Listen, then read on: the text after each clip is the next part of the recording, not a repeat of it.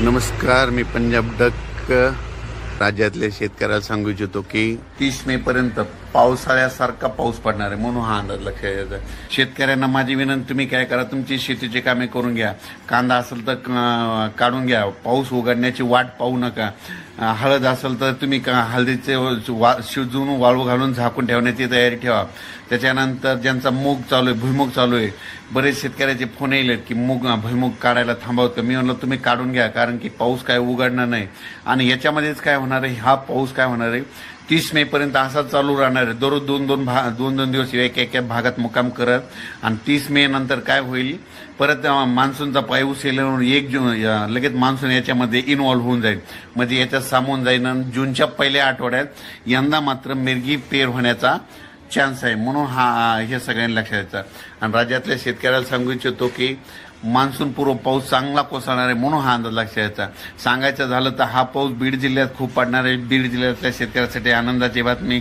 त्याच्यानंतर बीड जिल्हा, धाराशिव जिल्हा, लातूर जिल्हा, सातारा, सांगली, सोलापूर, कोल्हापूर, नगर, पुणे, नाशिक, पुन्हा नंदुरबार, धुळे, जळगाव, बुलढाणा, अमरावती, अकोला, वर्धा, नागपूर, भंडारा, गोंदिया, चंद्रपूर, त्याच्यानंतर परभणी, यवतमाळ, वाशिम, हिंगोली, बीड, जालना, संभाजीनगर, म्हणजे सांगायचं झालं सगळीकडे पाऊस पडणार आहे, म्हणून हा अंदाज लक्षात ठेवा.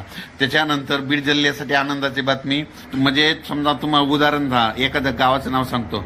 समजा एखादं बीड धरा. जर बीड